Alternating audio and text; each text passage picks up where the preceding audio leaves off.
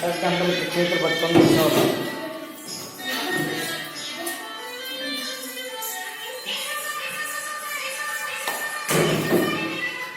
Sound పెట్టి రోజు అందరూ జై పరదేశ్ అనే మంత్రం చేస్తారు.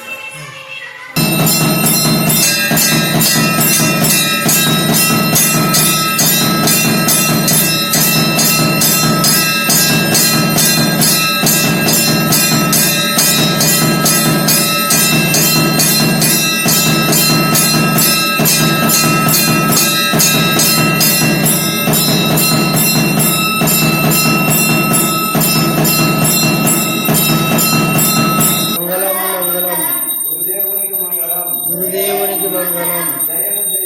జయము జయము గురుదేవునికి జయము.